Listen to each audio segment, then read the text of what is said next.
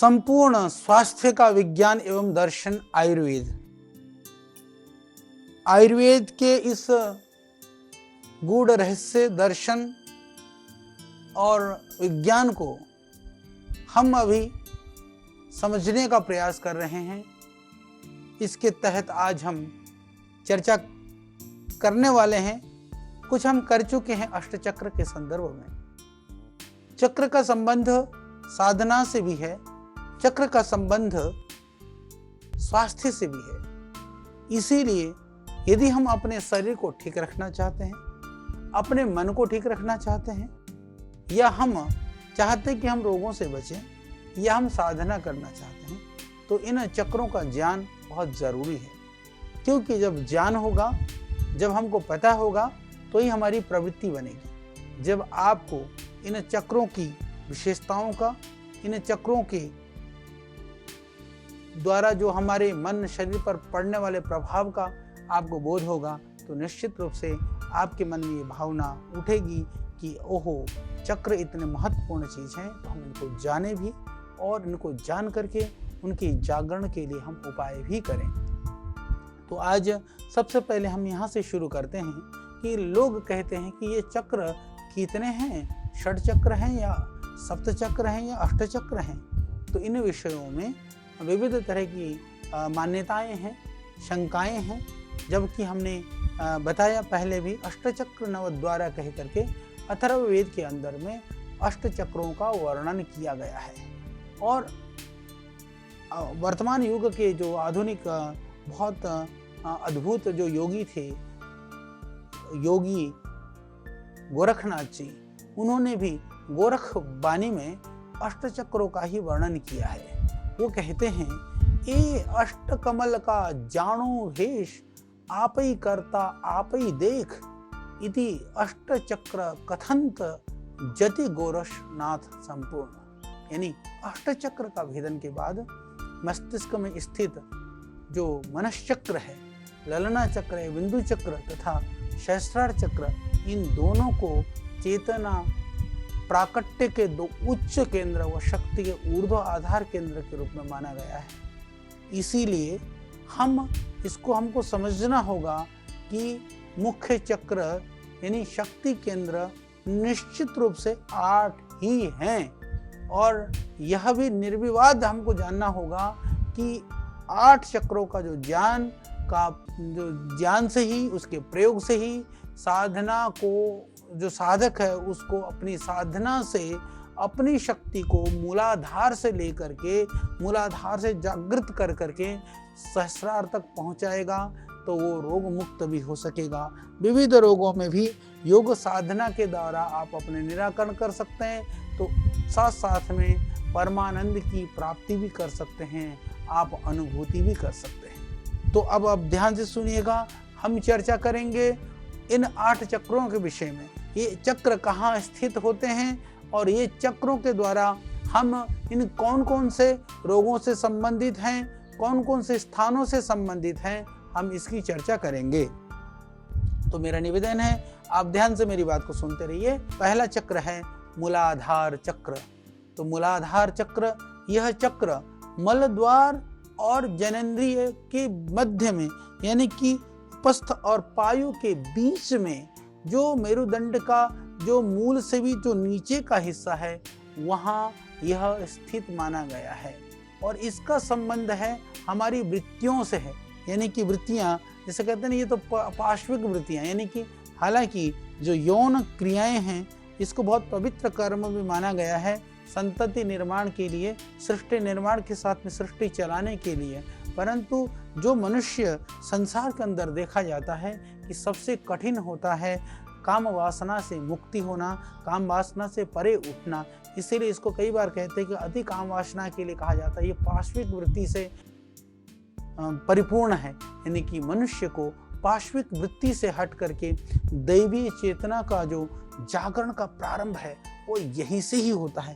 तो आप दैवीय चेतना को जागृत करना चाहते हैं, तो मूलाधार से धीरे धीरे ध्यान करते समय जब हम बैठते हैं, तो बैठते समय नीचे के भाग को आकुंचन यानी ऊपर की तरफ खींचते हुए आराम से जब बैठते हैं, तो जो मूलाधार है वह आपका एक तरह से जागृत होने की तरफ बढ़ता है। तो बाकी हम और चर्चा करेंगे, अभी हम आपको मुख्य रूप से चक्र गिना रहे हैं। दूसरा चक्र है जिसको हम बोलते हैं स्वाधिष्ठान चक्र। मूलाधार फिर स्वाधिष्ठान। स्वाधिष्ठान जनेंद्रिय के ठीक पीछे, यानी कि जहाँ से रीढ़ की हड्डी का प्रारंभ होने लगता है, ये वहाँ पर स्थित है। ये अचेतन मन से संबंधित है, यानी कि जो हमारा अचेतन मन है, जो जनेंद्रिय के जो हमारे इसका जो संबंध है वो हमारे संतति निर्माण से या संतति के बनने से भी इसका संबंध है। इसका संबंध हमारे अचेतन मन से है। तीसरा चक्र है मूलाधार स्वाधिष्ठान, फिर तीसरा है मणिपुर। मणिपुर का जो स्थान है वह रीढ़ की हड्डी में, यानी कि नाभि जो हमारी ये मणिपुर है ना, ये मणिपुर ये नाभि के ठीक पीछे है। ये संपूर्ण पाचन क्रिया जो हम अभी पीछे हमने आपको बहुत समझाया, पाचन क्रिया क्या है, जठराग्नि क्या है, इनका संबंध क्या है, किस किस तरह की अग्नियां होती हैं, कैसे धातुएं काम करती हैं, तो उनका जो टोटल नियंत्रण का काम यहीं से होता है। यानी उस स्थूल शरीर का यदि हम बात करें तो पूरा चक्रव्यूह जहाँ से नियंत्रण होता है उसका नाम है मणिपुर चक्र। फिर चौथा चक्र है उसको बोलते हैं अनाहत चक्र। जो अनाहत चक्र है ये रीढ़ की हड्डी में एकदम, जो जैसे ये हृदय है, हृदय के दाईं तरफ ये जो मध्य में जो ऊर का मध्य स्थान है, जो बक्ष की जो जहाँ से रीढ़ की हड्डी का दोनों भाग बना होता है, तो बिल्कुल जो उसको बोलते हैं हम लोग बक्षीय कशेरुका कहते हैं संस्कृत में या आयुर्वेद में, उसके ठीक पीछे की तरफ एकदम स्पाइन के एकदम सेंटर में ये स्थित होता है। और ये क्या करता है, यह जो है आपका हृदय और फेफड़े को कंट्रोल करता है, श्वसन क्रिया को यह ठीक रखता है, रक्त परिसंचरण का पूरा जो प्रतिरक्षण तंत्र को नियंत्रित करता है, इसलिए इसको नाड़ी तंत्र का नियंत्रक भी माना गया है। उसके बाद में जो पांचवा है, जब चौथे में आपने अनाहत चक्र की बात करी, तो जो पांचवा चक्र है वो विशुद्धि चक्र है। विशुद्धि चक्र गले के, यानी कि गड्ढे, ये जो विशुद्धि है ना, ये गला आप देख रहे हो, ये गड्ढे का ठीक पीछे, यानी कि जब थायराइड और पैराथायराइड की जो जहाँ पर है ग्लैंड्स, उसके ठीक पीछे की तरफ वो रीढ़ की हड्डी में स्थित है। तो इससे स्वर यंत्र है, शरीर वृद्धि है, भूख प्यास, सर्दी गर्मी, इन सब का जो नियंत्रण है, नियंत्रण ये हमारा विशुद्धि चक्र है वही करता है। तो ये छठा चक्र है जिसको हम बोलते हैं आज्ञा चक्र। आज्ञा चक्र क्या करता है, यह भ्रूमध्य में, भ्रूमध्य ये जैसा आप देख रहे हैं, ये दोनों आंखों के भौहों के बीच में, नाक के जड़ में, यहाँ पर स्थित होता है। यहाँ से यहाँ का जो इसका संबंध है ये पीनियल ग्लैंड से है। पीनियल ग्लैंड को जो जहाँ से हमारी जो इच्छा शक्तियाँ होती हैं, जहाँ से प्रवृत्तियाँ होती हैं, उसका संबंधित है। ये एक तरह से कहा जाता है कि यह भौतिक ज्ञान और विविध तरह की जो विद्याएं हैं, विज्ञान है, शास्त्र है, उनका यह केंद्र माना गया है। इसीलिए यह आपका ये आज्ञा चक्र है, इसको आप समझिए। सातवां चक्र है जो नॉर्मली जो 7 चक्र की बात करते हैं वो लोग इस 7वें चक्र की बात नहीं करते हैं। वो 7वां चक्र एक तरह से वो बहुत महत्वपूर्ण चक्र है और संभवतः इसको थोड़ा गोपनीय रखने की दृष्टि से लोगों ने वर्णन बंद किया होगा या किन कारण से किया होगा। इसको मनस चक्र कहते हैं, बिंदु या ललना चक्र कहते हैं। ललना चक्र, बिंदु चक्र, मनस चक्र के नाम पर जो जाना जाता है वो चक्र वस्तुतः यहाँ जो हमारा आज्ञा चक्र है उससे थोड़ा सा ऊपर है। और इसका जो बिल्कुल पृष्ठभाग आप देखेंगे, ये चक्र हाइपोथैलेमस का जो स्थान है वहीं पर ही है। और हाइपोथैलेमस के साथ में स्थित होने की वजह से आप इसको समझिए, इसका जो कार्य है ना वो रहता तो इधर है और इसी मनस चक्र के स्थान पर ही मन की स्थिति मानी गई है, मन वहीं माना गया है। और इसीलिए इसका जो संबंध है वहीं से हाइपोथैलेमस से ही जो वेगास नर्व निकलते हैं वो जाकर के हृदय को कंट्रोल करते हैं। तो इसका काम जो हम कई बार इसको कहते हैं, जो हमारा अनाहत चक्र होता है ना, कई बार उस लोग हृदय चक्र भी बोलते हैं। वस्तुतः हृदय में चक्र इसलिए नहीं है क्योंकि हार्ट के साथ किसी चक्र का सीधा संबंध नहीं है। आप ध्यान रखिए, हाइपोथैलेमस में जो स्थित जो मेरा मनस चक्र है, जो शास्त्र में उल्लेखित मनस चक्र है, उसका ही काम है जो हृदय को कंट्रोलित करना, उसके साथ उसको कंट्रोल करना, उसके साथ संपर्क स्थापित करना और भावनाओं, विचारों को, संस्कारों को, जो मस्तिष्कीय जो स्राव हैं, जो हमारे लवण हैं, उनका निर्माण करना। यानी कि हम कह सकते हैं मन और भावनाओं का स्थान जो है वह मनश्चक्र है, हाइपोथैलेमस ग्लैंड है। और 8वां है जिसको हम सहस्रार चक्र कहते हैं। यहाँ सभी तरह की जो आध्यात्मिक शक्तियों की संप्राप्ति या इसका संबंध मस्तिष्क से है, ज्ञान से है। ये चक्र जो पिट्यूटरी ग्लैंड है, पीयूष ग्रंथि जिसको कहा जाता है, उससे संबंधित है। यह पराविद्या यानी आध्यात्म विद्या का भी केंद्र है। तो इसीलिए इन 8 जो शक्ति केंद्र हैं उनमें स्थित जो ये ऊर्जा है, इस शरीर को, संपूर्ण शरीर को ऊर्जान्वित करता है, एनर्जाइज करता है, संतुलित करता है, बैलेंस करता है, एक्टिवेट करता है, क्रियाशील करता है। इसीलिए इन्हीं से हमारी जो शारीरिक मानसिक विकारों और रोगों को दूर कर करके हम अंतर चेतना को जागृत करने के उपायों को ही योग कहा गया है। यानी कि ये कंट्रोल करते हैं, इनको जागृत करने के उपाय को योग कहा गया है। और जागृत करने से हम रोगों से मुक्त हो सकते हैं। इसीलिए ही इसको हमने आयुर्वेद के साथ जोड़ा है। हालांकि इससे पहले किसी भी आयुर्वेदिक ग्रंथों के अंदर में अष्टचक्र का न तो वर्णन है न तो कहीं जोड़ा गया है। इसीलिए ये पहला प्रयास है, क्योंकि ये स्वास्थ्य का विज्ञान है। तो स्वास्थ्य का विज्ञान तो आयुर्वेद है। जितने भी शास्त्र के अंदर जहाँ स्वास्थ्य की बात की जाती है, वस्तुतः स्वास्थ्य के लिए ऋषियों ने एक विधा बना दिया कि उसका नाम आयुर्वेद रखा, जिसके द्वारा आयुषो वेद, आयु को जाना जाता। भाई इस योग से भी आयु को ही जाना जाता है, इसलिए यह भी आयुर्वेद है। योग वस्तुतः आयुर्वेद का ही एक अंग है, इसमें कोई किसी भी तरह से संशय नहीं है। इसलिए प्राचीन भारतीय परंपराओं में ये योग की विधाओं का जो वर्णन है उसको भी हमें आयुर्वेद से जोड़ने की आवश्यकता है। हालांकि अब बहुत सारे जो आयुर्वेदिक चिकित्सक हैं प्राणायाम की बात करते हैं, औषधियों के साथ में योगासन और प्राणायाम के साथ साथ में हमें ध्यान और ये जो अष्टचक्र हैं, पंचकोश हैं, इनमें वर्णित जो विधाएं हैं, विधियां हैं, उनको भी सीखना भी चाहिए, पढ़ना भी चाहिए, पढ़ाना भी चाहिए। क्योंकि आयुर्वेद का जो चिकित्सक होता है ना, वो एक योगी और साधक भी होना चाहिए उसको। तो अब हम चर्चा करेंगे कि अष्टचक्र और उनसे संबंधित जो स्थान है, क्योंकि ये बहुत ज़रूरी है कि मूलाधार चक्र जो है वह उसका जो नाम है, जिसको मूलाधार को रूट चक्र या पेल्विक प्लेक्सस कहते हैं, या इसको हम कहते हैं कॉक्सिक सेंटर भी हम कहते हैं। तो कॉक्सिक सेंटर जो है वह मूलाधार है। उसके साथ साथ में जो दूसरा है उसका जो स्थान है वह मेरुदंड का मूल है। और ये मेरुदंड का मूल है तो ये क्या क्या काम करता है इसको आप समझिए। ये उत्सर्जन तंत्र, प्रजनन तंत्र,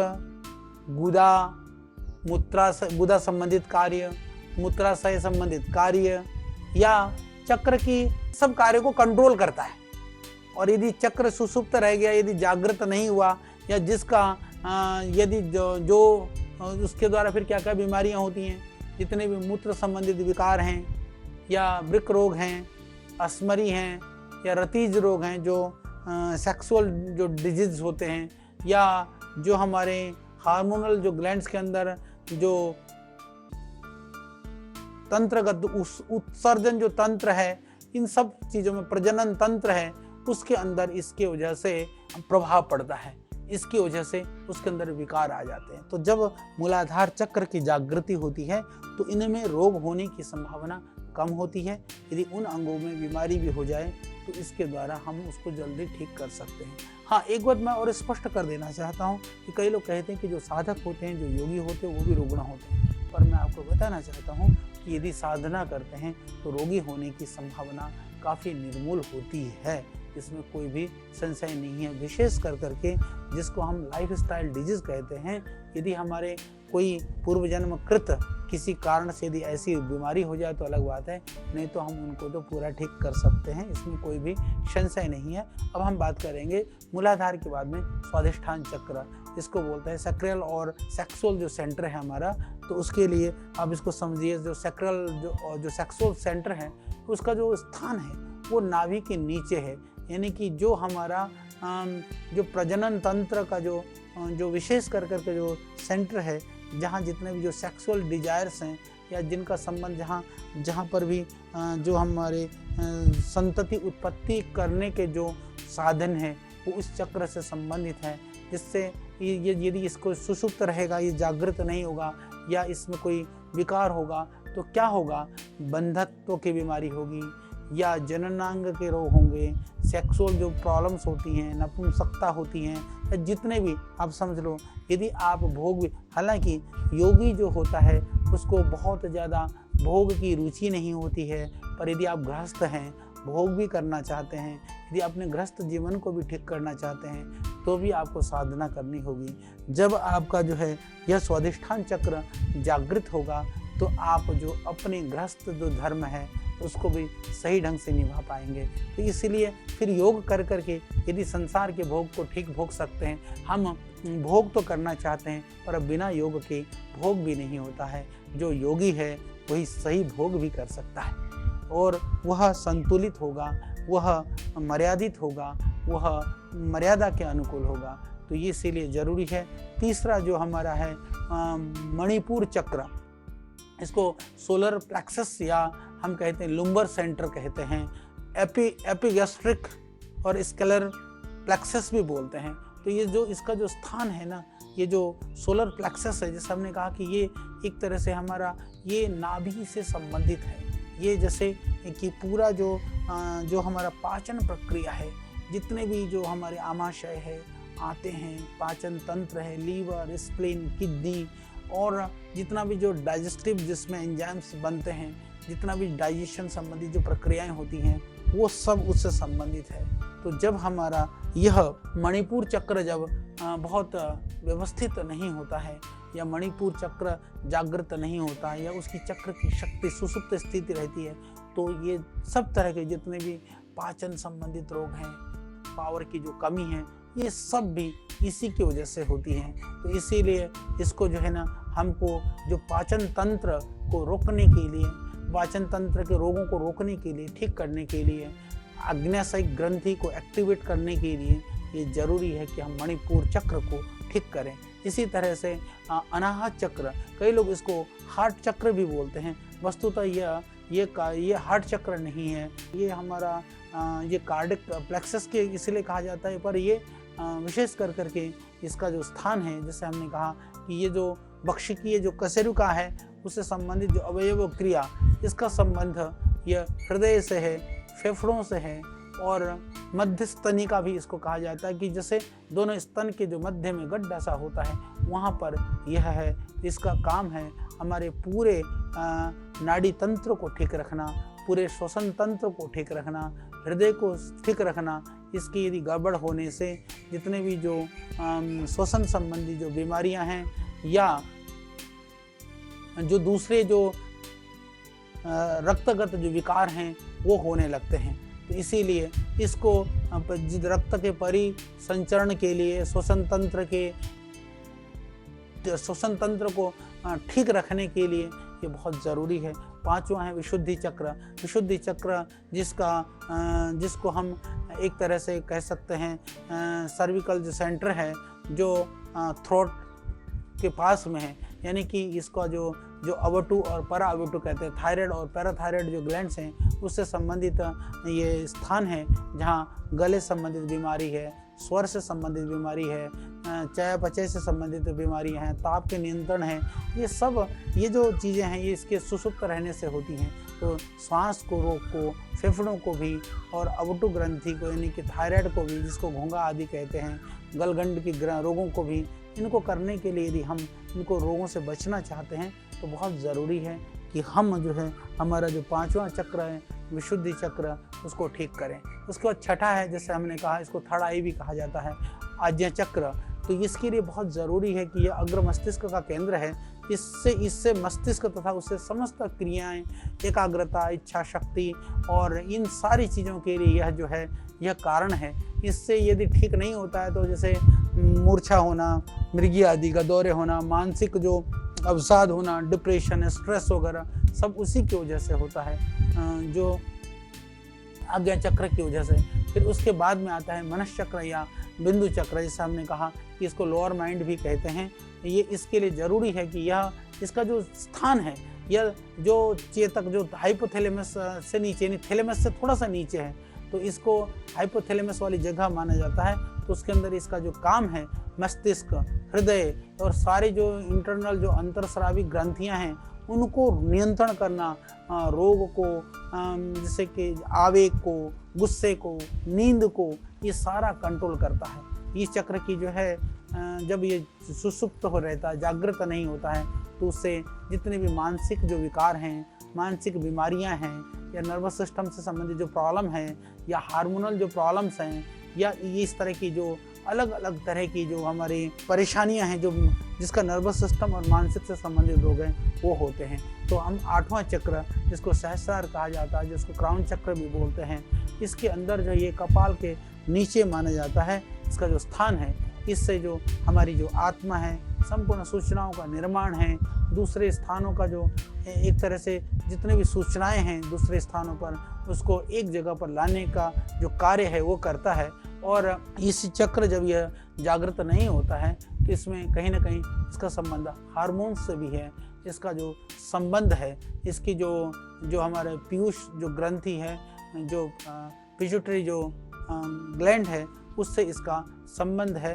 तो इसको जो है, जो हमारा केंद्रीय जो तंत्रिका तंत्र है, इसको ठीक रखने का काम, यानी कि यदि हम सहस्रार तक, एक तरह से कई लोग ये भी मानते हैं चक्र तो 7 हैं, 7 चक्रों को जागरण कर करके 8वां तो स्थिति है, वहाँ परमानंद की आप प्राप्ति कर सकते हैं। इस तरह से स्थूल रूप से जितना मैं आपको समझा सकता था, वो जोड़ने का, रोगों के साथ चक्रों को जोड़ करके, कि किन रोगों से, किन स्थानों से चक्रों का संबंध है, किन रोगों से चक्रों का संबंध है, और उन चक्रों के जागरण होने से हम किन किन रोगों में लाभ प्राप्त कर सकते हैं, इसको मैंने बताने का प्रयास किया है। और अब क्योंकि आपने जरूर इन अष्टचक्र और इनके कार्यों को समझा होगा, फिर हम आगे बात करेंगे इन्हीं अष्टचक्रों के विषय में और भी वैज्ञानिकतापूर्ण ढंग से, और भी हमारे जीवन के लिए आवश्यकता के हिसाब से।